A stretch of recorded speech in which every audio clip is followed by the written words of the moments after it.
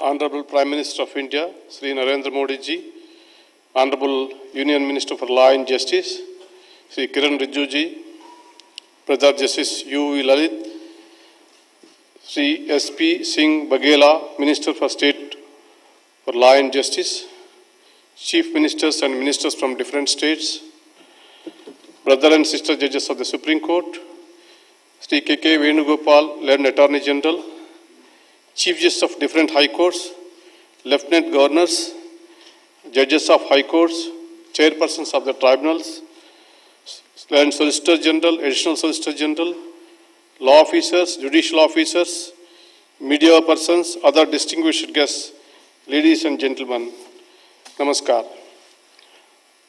I am very happy to be taking part in the 11th Joint Conference of Chief Ministers and Chief Justices for two reasons. Firstly, because we are meeting after 6 long years. Secondly, amongst the public representatives, this is an opportunity for us to learn from your rich experience, knowledge and wisdom that you have acquired in public life. You are the live link with the people. In your own way, each of one of you is a great opinion builder. Those in public life often come across the grievances of people, including those relating to the judiciary. You are the best placed to enlighten us about the expectations of the people. It is your experience in the field that is going to help us to understand ground realities. I am eagerly looking forward to collaborating with you in identifying and addressing the existing challenges to improve the functioning of the judiciary. All of us are constitutional functionaries, and we abide by the constitutional mandate. The role assigned to each of us needs no reiteration. The Constitution provides for separation of powers between the three organs, clearly outlining their sphere of functioning, delineating their power and responsibilities.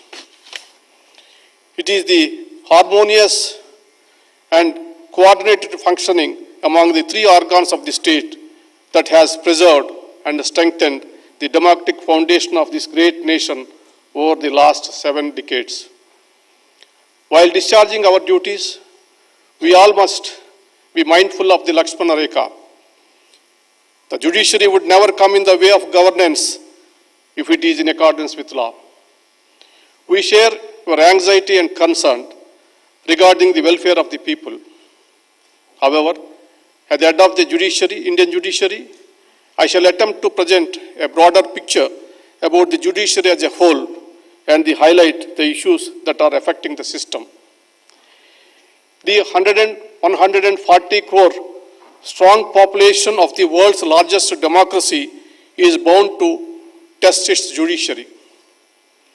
No other constitutional court in the world hears such a wide range of issues in which large number. The situation was foreseen by the first Chief Justice of India, Justice Hiralal Kanya, who had once said, I quote, "This court would be called upon to discharge its duties as perhaps no other court has so far been called upon to do so," unquote. I would like to begin with the identifying few contributing factors for docket explosion in the Indian scenario. If a Tahsildar acts upon a grievance of a farmer regarding land survey or a ration card, the farmer would not think of approaching the court. If a municipal authority or a Gram Panchayat discharges its duty properly, the citizens need not look to courts. If revenue authorities acquired land through due process of law, the courts would not be burdened by land disputes. Apparently, these cases account to 66% of pendency. It is beyond my understanding as to why interdepartmental disputes of the governments or fights between public sector undertakings and the governments end up in courts. If service laws are applied fairly in matters of seniority, pension and so on, no employee will be compelled to go to courts. It is well known and acknowledged fact that government are the biggest litigants according to the statistics. It is nearly 50% of the cases. If police investigates properly, fairly, if illegal arrests and custodial torture comes to an end, then no victim will have to approach the courts. Abiding by law and constitution is the key to good governance. However, this is often ignored. The opinions of law departments are not sought in the rush to implement executive decisions. Lack of people, special public prosecutors and standing counsels and the government leaders in courts is one of the major concerns which needs urgent remedy. The decisions of the court are not implemented by governments for years together. The resultant contempt petitions are a new category of burden on the courts, which is a direct result of defiance by governments. Deliberate inaction by the governments, despite judicial pronouncements, are not good for the health of democracy. The judiciary is also confronted with the issues of the executive, willingly transferring the burden of decision making to it. Although policy making is not our domain, but if a citizen comes to the court with a prayer to address his grievance, the courts cannot say no. At times, ambiguities in legislation also add to existing legal issues. If the legislature passes a law with clarity of thought, foresight, and with people's welfare in mind, the scope of litigation gets minimized. The legislature is expected to solicit the views of the public and debate the bills clause by clause, threadbare, before enacting a law. When I expressed concern about the passing of laws without much legislative scrutiny on the 15th August last year, I was misunderstood by some quarters. Let there be no doubt, I have the highest regard for the legislature and the elected representatives. I value the role played by each of them in our democracy, right from a ward member to a member of parliament. I was merely pointing towards certain deficiencies. Interestingly, my sentiments of law making in India were shared by none other than the Honorable Lok Sabha Speaker, Sri Om Birla, who reportedly a few weeks back, I quote, "Law should be made after thorough debates and discussions, incorporating the needs of the aspirational sections of the society," unquote. Based on these principles, one can safely summarize that often litigation is triggered because of two major reasons. One is non-performance by various wings of the executive. Second is the legislature not realizing its full potential. I am sure you will all agree with me that these are avoidable burdens on judicial system. On various occasions, I have elaborated on the complexities involved in these issues. I am aware that there are certain concerns with the judicial system also, with regarding to timely delivery of justice and pendency. Pendency is often blamed on the judiciary due to paucity of time. I cannot explain the same in detail now, but a keen look at the websites of the courts will give you an idea about the huge workload on judges. The number of cases filed and disposed on each day is unimaginable. The rising number of frivolous litigations in an area of concern. For example, the well-meaning concept of public interest litigation is at times turning into personal interest litigation. No doubt, PIL has served a lot of public interest. However, it is sometimes being misused to stall projects or pressurize public authorities. These days, PIL has become a tool for those who want to settle scores or corporate rivalry. Realizing the potential for misuse, courts are now highly conscious in the entertaining of the same. This conference is an occasion for us to introspect and contemplate solutions.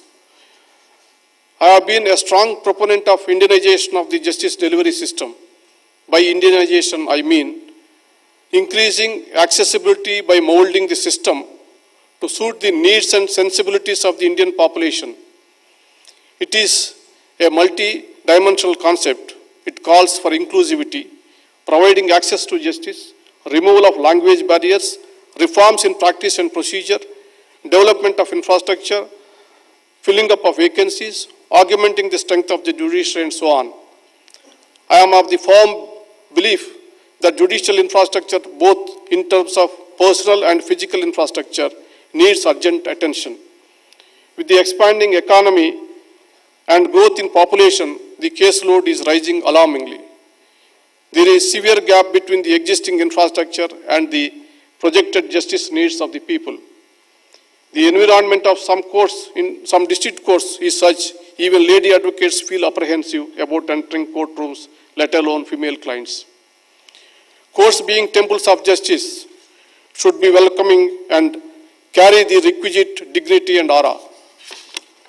To standardize and improve judicial infrastructure, I have been focusing on the creation of a special purpose vehicles, namely National Judicial Infrastructure Authority and the State Judicial Infrastructure Authorities in the lines of NALSA and SALSA. Let me make it very clear, this is not about funds.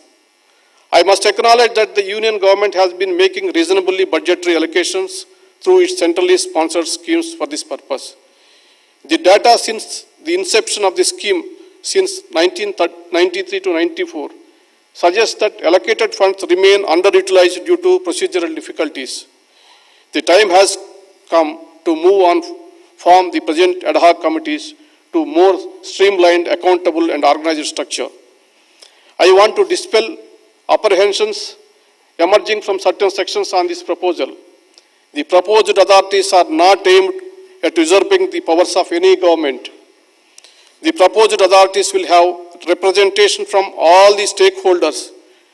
It must, however, be acknowledged that it is the judiciary which understands best its own needs and requirements.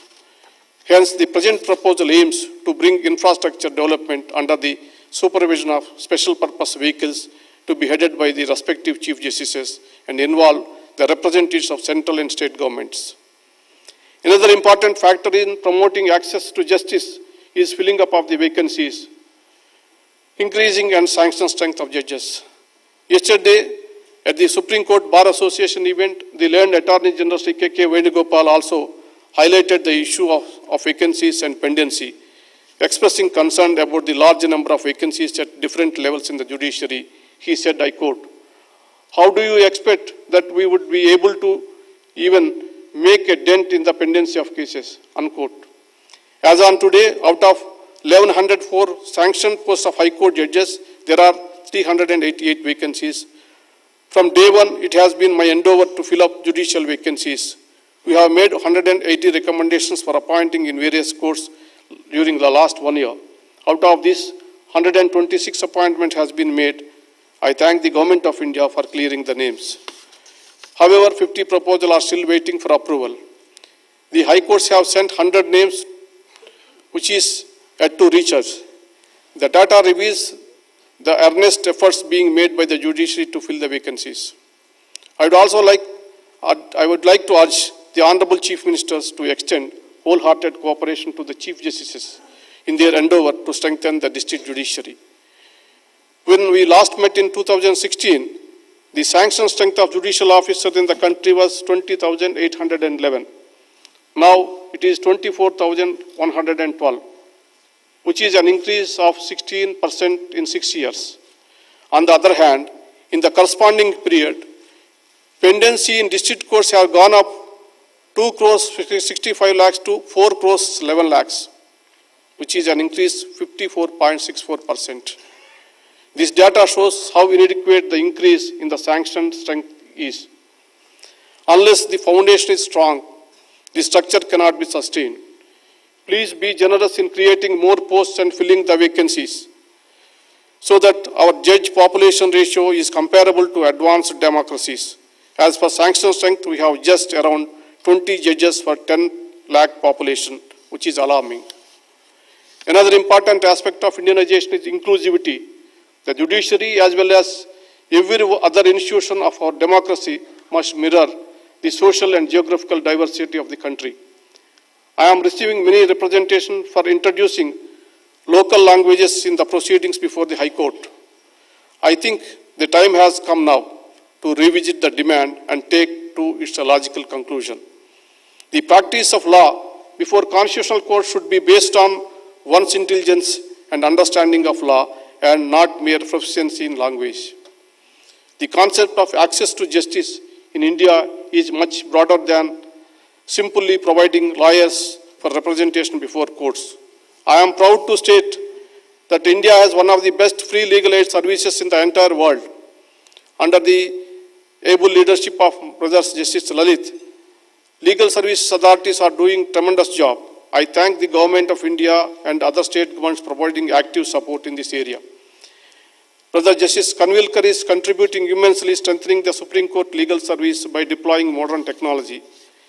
Brother Justice Chandrachud is adding huge value to the e-courts project. His efforts will ultimately lead to much needed modernization of the Indian judiciary. Brother Justice L. Nageswara Rao heading a committee of artificial intelligence, whose work I believe is going to revolutionize the way the judiciary functions. I thank each one of them. Honorable Chief Ministers and Chief Justices, all that I can say is that it is the active collaboration based on our collective wisdom that can take us forward. Please remember, it is only the judicial process that is adversarial, not the judges or their judgments. We are merely discharging our constitutionally assigned role.